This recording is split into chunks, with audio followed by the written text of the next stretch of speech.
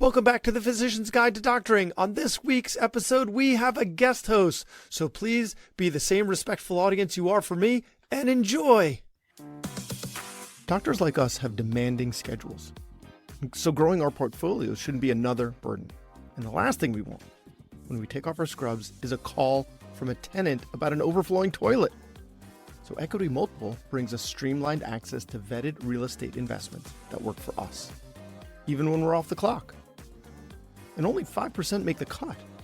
Once we invest, a team of professionals goes to work to maximize our returns. With a minimum investment of just $5,000, diversify outside the stock market with cash flowing CRE like multifamily, industrial self-storage, and more. Welcome to modern real estate investing. Visit equitymultiple.com to learn more. That's equitymultiple.com.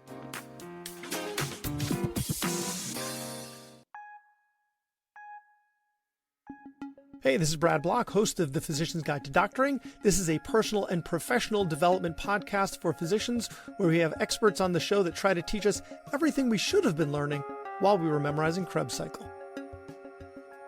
Welcome. I'm Cobin Soelberg. I'm an anesthesiologist and the principal financial planner at Greeley Wealth Management, and I am really excited for our guest today. Today, I welcome Dr. Jordan Grumet, who is a hospice physician. He's been the host since 2018 of Earn and Invest, which is a phenomenal podcast. And he's an author. We'll be talking about his new book today, The Purpose Code. So welcome, Jordan. Thank you for being here. Thank you so much for having me. I'm excited for this conversation. I read your first book, Taking Stock, which was excellent. What made you need to write this new book? So it's a funny story. I had written Taking Stock because as a hospice doctor, I found that people on their deathbeds would tell us stories about the regrets in their life. And it was very important to take that knowledge and bring it to all these personal finance experts who could tell me all the ways to make money. They could tell me how to hit financial independence. They could tell me how to build these successful businesses. But often I would ask them about what enough looked like in their life or why they were working so hard to make so much money. And I would get blank stares. And so the idea behind Taking Stock, my first book, was to help people who are in the midst of making money and building their financial lives understand the role of things like purpose. And so I went out on the road to market this book. I went to give talks, and I would have people come up to me after my talks angry. And the first time this happened, I thought it was a one-off, and I'm like, okay, this is whatever. But it happened over and over again, and they would all say the same things. They would come up to me and say, Jordan, I really like your book. I like what you're saying, but you keep telling me to find my purpose. And I've been out there and I've been looking for my purpose and I don't know what it is. And in fact, I don't think there is a purpose. Will people like you please stop telling me to find my purpose? And so this surprised me because I thought it was a given that purpose was important to life. So I decided to dive down the rabbit hole and I did a bunch of research into purpose. And I found two things that seem to contradict each other. One is that tons of studies show that purpose is associated with health, longevity, and happiness. Tons and tons of studies, very clearly proven. On the other hand, other studies show that up to 91% of people, at least at one point in their life, get what's called purpose anxiety. This idea that finding their purpose causes them anxiety, depression, and frustration. So the question was, how could it be both? How could it be the most important thing and also incredibly anxiety-ridden? What I decided through all my experience is that probably we look at purpose wrong. It's probably not just one thing, it's probably two. And we probably put a lot of our eggs in the basket of the type of purpose that mostly makes us unhappy. And are you talking about the distinction you make between small p purpose and big P purpose? Is that where you're going? Yeah, so I use the term little p purpose and big P purpose. And the differentiation really is big P purpose is goal oriented. It's very easy to fail and it's very scarcity mindset oriented. We teach people in the United States, if you can think it, you can build it. And so a lot of us go for big audacious purpose.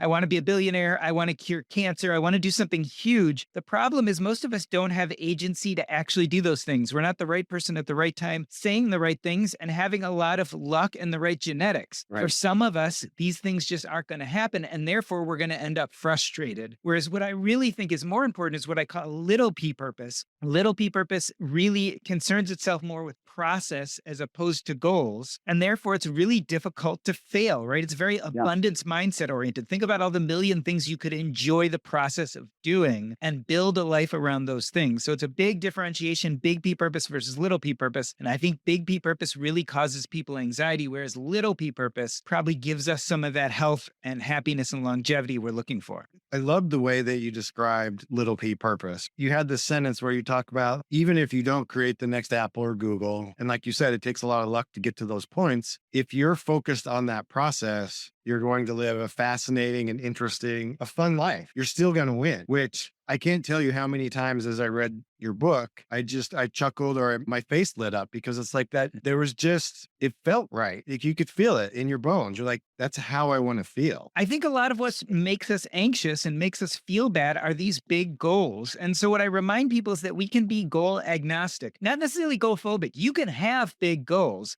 but if your full sense of happiness and purpose depends on meeting that goal, you've lost your way. And if you spend your time doing things you don't like doing in order to get to that goal, you've lost your way even further. And the reason is we spend 95 to 98% of our time in the process and Right. only 1 or 2% of our time actually achieving big goals. The rest of our time is in the nitty gritty of living. And so you want to really enjoy that. We both come from a background in medicine, and I'll talk about some of the things I really enjoyed about your journey where you recognize medicine wasn't your primary home. In my financial planning practice, I only work with physician families. And I think we would probably both agree that our people were very used to being very goal oriented and very driven by these big, audacious goals. How would you help me talk to my clients about understanding the difference between big P and little p purpose, especially for someone who in many ways has been successful achieving those goals, but now needs to shift to start thinking about purpose in a different way? Personally, I'm looking at transitioning out, but I find myself more and more having these type of conversations with my physician clients. I think there's two things to really consider here. This is going to be a little bit of a long answer, but I think both of them are very important. So let's start with the first one. There is a difference between meaning and purpose, and it has everything to do with being goal setters and achievers. And so in my book, I talk about how happiness is both meaning and purpose. So let me explain what I mean by that. Meaning is our cognitive understanding of our past, and it's all about thoughts. It's the stories we tell ourselves about ourselves. And really, meaning is a journey to enough. People who are happy tend to have a good sense of meaning, and they tell themselves a heroic story about their past. They'll say, when I was younger, I went through hardship and trauma, but because I was enough, I was able to get past that. And that's why I've become this person I am today. And when I look to the present and future, I'm going to probably continue succeeding. Whereas unhappy people tend to tell themselves a victim story. And so they look at the trauma of their past and they say, I was a victim, so I never could accomplish what I wanted to accomplish. And so they tend to tell themselves they never were able to become enough and they weren't enough on their own. And so when they look at the present and future, they see a world where they'll continue being a victim. That's meaning. And it's about Okay. your past and thinking. Purpose is about your present and future, and it's about action. And so purpose is just the activities we involve ourselves in that are a good use of our time, that light us up, that are exciting. So here's the problem with a lot of doctors, goal setters, and achievers. A lot of them actually haven't solved the meaning issue. And so they never felt they were enough. So instead of going back and reinterpreting their past and telling themselves better stories, instead they think they can purpose their way to enough. And so what they do is they set these big goals and they try to achieve these big things. And they figure if I just get to the top of the mountaintop, I'll feel enough, the world will be good, and everything will be fine. Here's the problem. A lot of doctors are high achievers and they get to their goal and they realize it doesn't solve their meaning problem. And so they just double down and make a bigger goal or try to make more money, but they don't spend a lot of time actually feeling good. So I think that's one answer. Here's the other answer that I get very clear with people who are doing well, who've achieved a lot and have a lot of money, but they feel like they have to do more. So what I always tell people is, look, I want you to win the game. And winning the game looks like this. We're born one day and we die another, and we have no idea how much time is going to be in between those 2 days, but it's pretty much set, right? We can exercise, we can wear our seatbelts, we can do some things to try to make that time longer, but we've got a set amount of time on this earth, and we have zero control over that time. We can't buy it, we can't sell it, we can't trade it. The only thing we do have some control over is what activities we do as that time passes. So we can look at our lives as a series of time slots, days, weeks, months, years, whatever you want to look at it as. Our main goal in life as we get older and older is to put as many things that feel purposeful and that we love into those time slots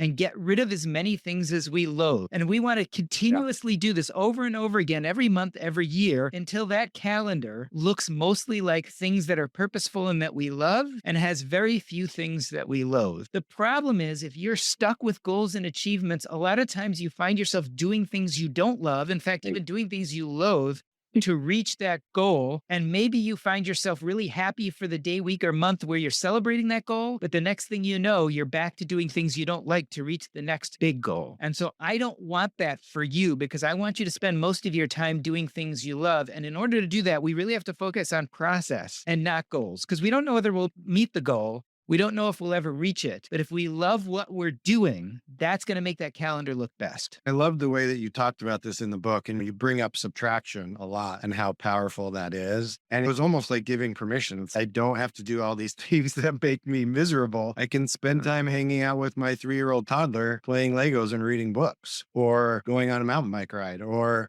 any of these countless things that actually bring joy and happiness into my life. Like, it doesn't have to be suffering. I loved how you started this book, Jordan. You started with the story of Julia Child and how she transitioned out from her role in the State Department and started the Julia Child that we know as this celebrated author and chef. And what immediately jumps out from that story and everything I've seen from Julia Child is how much joy she lived her life. It resonated with me. And I wonder is that what you're supposed to be looking for? Like, when you're doing these things that light you up, is that what you're looking for and doing more of that? Look at Julia Child, right? She failed her first test at the Cordon Bleu. She took 10 years to write her most famous cookbook. If she didn't love what she was doing while she was doing it, she would have burned out. That's Just a great like a lot of point. Yeah. doctors are burning out. And so that's what's so exciting about her story is she just loved what she was doing. Julia Childs did not set out to change the world.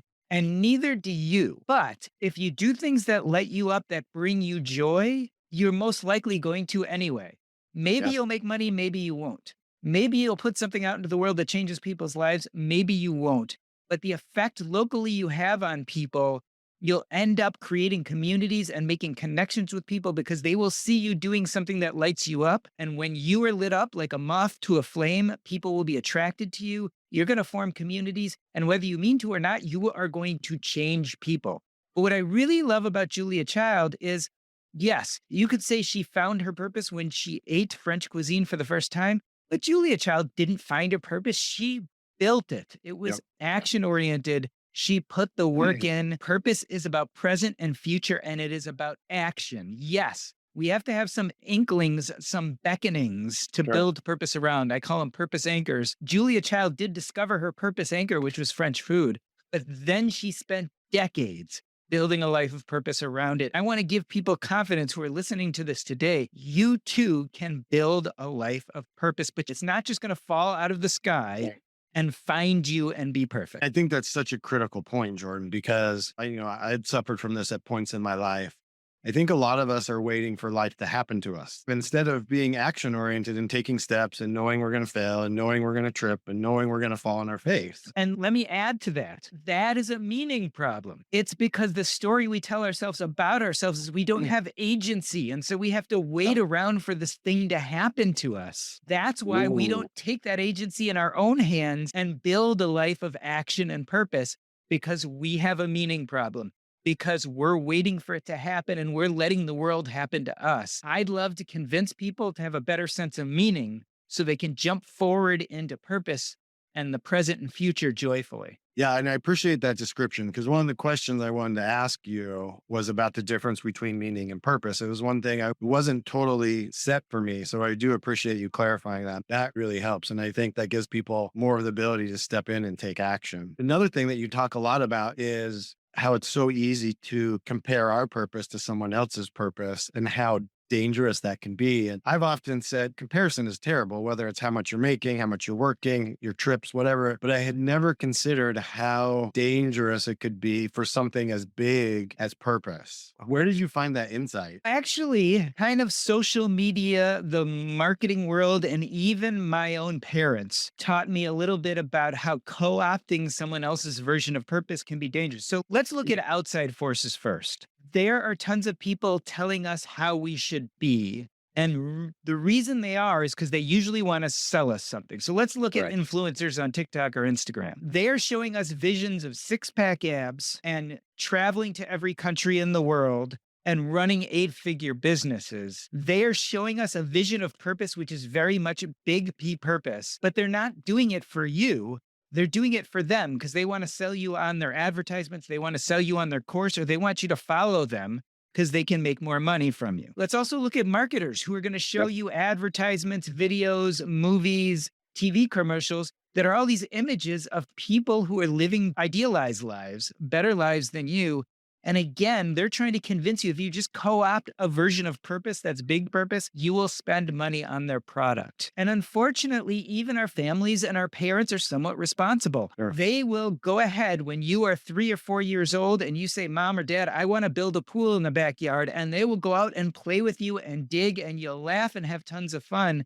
But if you go to them when you're a 15-year-old and say, Mom and Dad, I want to build a pool in the backyard, they will tell you all the reasons you can't do it and tell you Yep. to go back to your math class so you can become a doctor, a lawyer, a CPA, or whatever it is society has told them that they should tell you to be. And so there's a lot of pressure to co-opt other people's version of especially big P purpose. But the problem is we find ourselves doing all sorts of stuff we don't love doing in order to reach this big P purpose. And so if we're lucky enough to reach it, we're not fulfilled because it was someone else's version of purpose instead of our own. And if Yeah. we're not lucky enough to reach it, just have this purpose anxiety because we feel like there's this big thing that if we could just get there, everything would be all right. But since we didn't get there, everything's miserable. And so there's a lot of pressure out there. Very few people are telling you to go ahead, find what you enjoy doing and incorporate that in your life. And now I'm not saying for a living, you can be a doctor, a lawyer, accountant, and it cannot fill you up.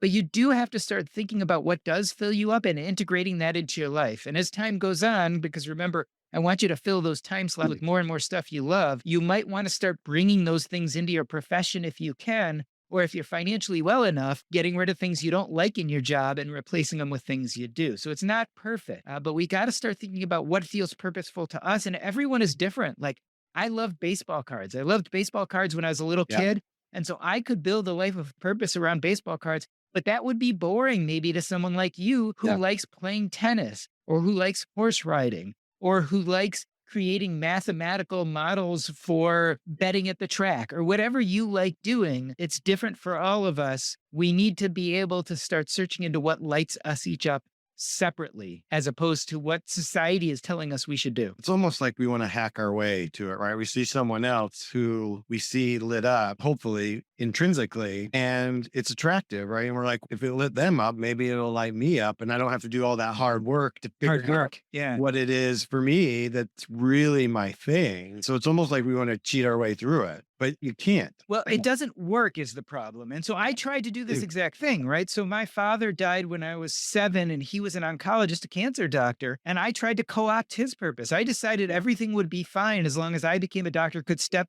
into his footsteps, into his shoes, and do the good work he was doing. And guess what? I spent a lifetime trying to do that. And I even became that doctor, but it didn't really fulfill me or light me up. I finally gave myself permission to start doing other things that I love doing. And now I've become a writer, a blogger, a podcaster, a public speaker. And I've created a much different, better, more enjoyable life for myself that is connecting me with more people than ever. When I was a doctor, I had almost no doctor friends, but as a writer and a personal finance person, I have more friends than ever. I've built a community around this thing because I love it and people are seeing me as my best self.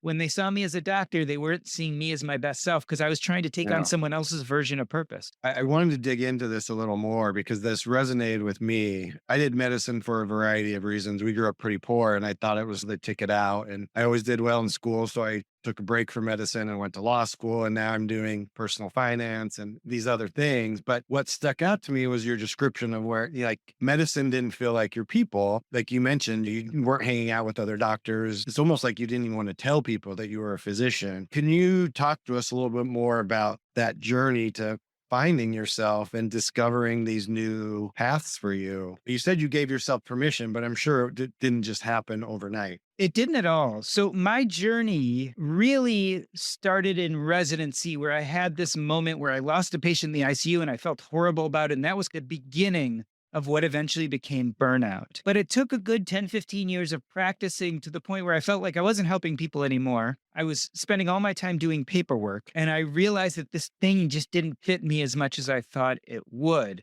Now, at that point in 2014, I received a call from a guy named Jim Daly, the white coat investor. Yeah. I was writing a medical blog and he sent me his book to read and to review on my blog. And I read his book and it taught me all about finances. And I had that aha moment where I looked at my own finances and said, I've been pretty lucky. My parents modeled great financial behavior. I actually have enough money. I could step away from this thing that's no longer fitting me. I could stop being a doctor. But here was the problem. It was the only purpose and identity that I knew. And so I wasn't courageous enough to just walk away and step into the abyss, to step into the void. It took me another 4 years. And what I started with, which was the easiest thing, is I said, okay, I'm financially okay. Let's just start subtracting out things that I don't like at work. And so instead of leaving anything or stopping identifying as a doctor, I got rid of my own practice. I got rid of being on call. I eventually got rid of nursing home work. Eventually, what I was left with was hospice work. And interestingly enough, I realized that I would do the hospice work even if someone wasn't paying me for it. So I knew that that was a piece of doctoring, a piece that really did feel purposeful and that I could hold on to that piece. But I even got rid of like being on call for the hospice. I got rid of nights and weekends. I was basically running teams. And so I could do that 10 or 15 hours a week and do it in a way that I wanted to. So this took years. In the meantime, during those years, I could start to generally and gently think about what I wanted to fill up my free time with. So when I went from working 60 hours a week to working 10 hours a week, that gave me 50 hours to play with. And so I started thinking, what really lights me up? What's exciting? What have I always wanted to do, but never had the courage or time to do? And I found that writing, eventually podcasting and public speaking were those things that I loved. And because personal finance had set me free, that's where I started my journey, was writing and podcasting and talking about those things. But it was a very gradual process. And thinking back to your own journey, would you have rushed it? Would you have done it a different way? What advice would you give to someone reading your book who's looking at making those changes? Like you said, you slowly stepped away and slowly gave yourself space to start. I know there's people out there, it's not me for sure, who are like, hell yeah, I'm just going to jump. My sense is a lot of the people that I work with, other physicians, are not those people, right? They want to have a plan. So your journey actually is a nice model for that, because slowly subtracting and building up other sorts of meaning and purpose before you leave medicine entirely. So let me get a little meta here. I don't care whether you jump fast or you jump slow. But ultimately, the story you tell yourself about that time in your life, you want it to be heroic. And I can't tell you, would I have been better if I just jumped and did something or not? I don't know. But because I have a good sense of meaning, the story I tell myself about that time in life is that's what I needed to do. And it fit me and it came out well. Great. I could have jumped head first, stop being a doctor, and maybe I would have come upon something amazing. And then the story I told myself about that time would be, I jumped head first and I was courageous, and thank God, because that got me to where I am today. I don't even think it matters which you do. The bigger question is, what story are you going to tell yourself about that time in your life? It's going to work out either way. I think what you really need to do is do what's comfortable and then make sure you have some positive stories you're telling yourself about why and how you're doing it. And I think if you can maintain that, that's where the magic is. You're going to get better. If you're looking again at your life in that calendar, regardless of which way you do this, jump head first or do it slowly, that calendar is going to continue getting better. And that's my goal for you. I don't care how you get there, but I want more things you love and less things you loathe. So one of the things I love about your book is you have these worksheets at the end of every chapter to go through, which I think is awesome. And I've spent some time on those for the meaning piece and creating for someone who may not have the most positive story that they're telling themselves about their past. What are some things to start improving how they talk to themselves and the story they're telling themselves about their journey? Is that something like, do they need to go to therapy? Is that something they can work with a coach? Like, how do you start reframing your past? So what you need to do is something called narrative therapy. Now, whether you do that on your own by doing a deep dive on the internet or whether you have a coach or therapist help you through that is up to you. But what narrative therapy is, we identify the major narratives in our life, the major traumatic events in our life, and we go back and separate ourselves from the trauma and realize pretty much that maybe a bad thing happened to us, but we were not a bad person. We were probably a good person, and look at what happened more objectively and separate ourselves from what happened and tell ourselves a better story in which we were more a passenger than an ill doer. And yet we still heroically came through this and learned and grew from it. And so it's really taking these narratives and really reimagining them and writing them in a different and better way. And so again, there's multiple ways to do that, either on your own or with help. But I think that's the first step. In fact, almost more important than getting purpose, because believe it or not, purpose is abundant and easy once you feel like you're enough inside, once you have that sense of meaning. Yeah. That's one thing that definitely stood out in the book, how powerful and important that meaning piece is. And I think my sense is that's why a lot of people struggle. Like you said, it's much easier to try and achieve your way out of the lack of meaning, right? Instead of slowing down and doing that work of knowing that you're enough. So we run from that. Yeah, for good reason. It's hard. It's hard work. It's really hard work. When you were talking about purpose, one thing that I loved, especially as a newish parent, I have a 3-year-old son at home, was how people can't be your purpose. And I think, especially in today's day and age, this whole idea of like superhero parenting and doing everything for your kids and giving away yourself to your family we see that all around us. And yet, I think a lot of us who are paying attention, there's this ache to show them who I am as an individual and do these things that are important and valuable to me and not just give everything away. My wife and I both feel that way. My wife's a PhD. She's away today teaching, and we try and tell our son how important these parts of our lives are for us. And yet we also want to give him as much time and attention as we're able to as well. Like, how do you navigate that? Because I think, especially as a physician, we're so used to taking care of other people and we get rewarded for it. We're applauded for staying late and taking more calls. And the same is true with parenting. So how do you navigate that? Yeah, I think the myth of perfect parenting actually is more generational trauma than people want to admit. And so I talk about two concepts. Generational trauma is the trauma our parents hand down to us and becomes our trauma, right? Yep. And then there's something I call generational growth, which are actually the positive things our parents hand down to us that help us grow as adults. So here's why I think it's a problem to make people your purpose, specifically your kids. If you make kids your purpose, you're pretty much modeling that behavior for them. And what you're handing down generationally is this belief that they should be the same. And so when they become adults, they don't have a model of doing things that they love doing, right? Because you didn't model for them little p purpose, doing things that light you up and that excite you and fill your day. You haven't modeled that. What you've modeled is that your children are supposed to be your purpose. But what happens if they don't want children? What happens if they biologically can't have children? Yep. What happens when they have children and those children grow up and move away? You haven't modeled any generational growth. I want my kids to live a purposeful life where they do things that light them up, whether they have kids or not. And so it's incumbent on me to model that behavior. That's generational growth. If all I model is that they are the most important things, they're going to think the same exact thing when they become a parent, and they're not going to feed their own souls. And then their kids are not going to feed their own souls either. And we're actually creating generational trauma. We want to create generational growth. We want to let those kids know, do things that light you up, because that's the pathway to a happy life. I love that. I think understanding that model and that behavior for so many of the different things that we're trying to teach them. If there's anything that I know about my 3-year-old is it does not matter what I say one bit. He picks up on the way that I talk to my wife. He picks up on the way I talk to him, and he picks up on my actions more than anything else. And it's sobering and humbling, if nothing else. Great stuff in your book, Jordan. What else would you like people to walk away from your book What else do you want the people to know? So the main message here is that purpose is not some big ephemeral thing. It's actually small and palpable and tactile and abundant. And so what I want to leave everyone with is purpose is out there and you can definitely build it into your life. And it's not nearly as hard as everyone thinks. And it's not nearly as scarce as everyone thinks. It's incredibly abundant. If I were to say, take this pill, and you're going to live 30% longer and 30% happier, you'd say, okay, great. Purpose is like that pill. Maybe it's not 30%, but you can live longer, healthier, and happier with a good dose of purpose in your life. And it's not this intangible, faraway thing. It's something that all of us can do. Isn't it easier when it's this big ephemeral thing? Because then we don't have to work on it.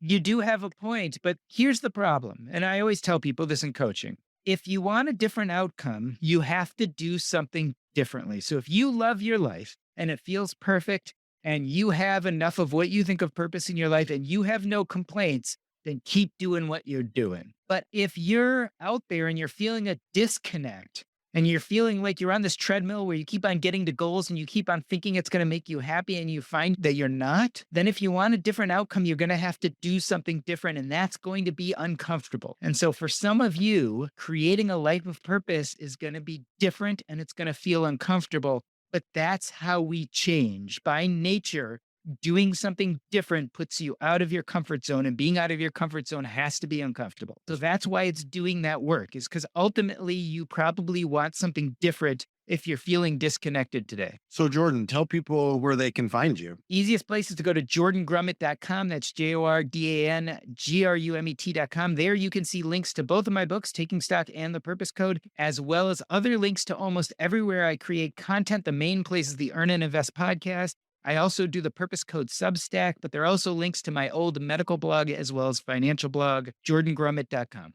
And when can people expect the Purpose Code to be out? Drops January 7th. If you're interested in buying it, buy it now. I don't know when this is coming out, but pre-orders help as well as orders after it's out. That's how people hear about the book, is when it starts selling. It goes higher up in Amazon. People start talking about it, etc. So if this stuff sounds good to you, please go out and get it.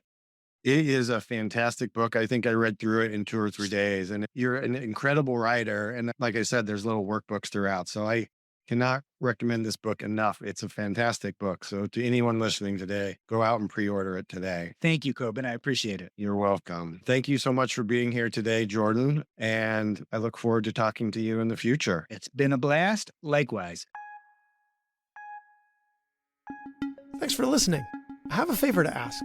You listened to the episode until the end, which means you either fell asleep or you really liked the episode.